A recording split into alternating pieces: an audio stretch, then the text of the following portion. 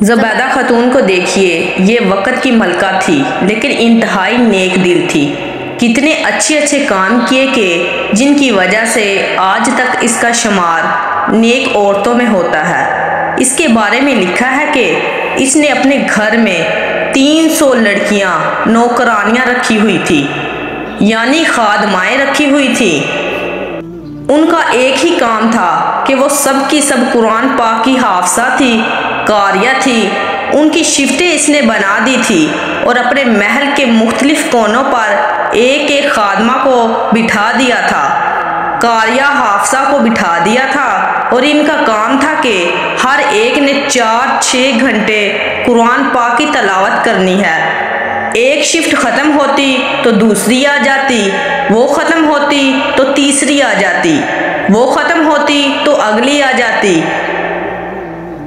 300 حافظات دن رات اس کے محل کے تمام برآمدوں میں کمروں میں بیٹھ کر قرآن پاک کی تلاوت کرتی تھی۔ پورا محل قرآن پاک کا گلشن اور باغ نظر آتا تھا۔ سبحان اللہ!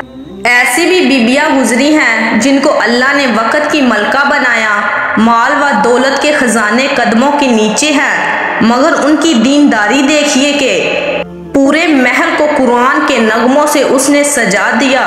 اس کے دل میں دوسروں کی ہمدردی اتنی تھی کہ اس وقت کے لوگ جب حج پر جاتے تھے، راستے میں پانی نہ ملنے کی وجہ سے مر جاتے، جانور مر جاتے، تو اس نے خامد سے فرمائش کی کہ ایک نہر بنا دیجئے جو دریائے فرات سے لے کر مقام عرفات تک ہو۔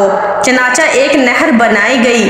آج بھی جب حج پر جاتے ہیں اس کے کچھ حصے دیکھنے میں نظر آ جاتے ہیں۔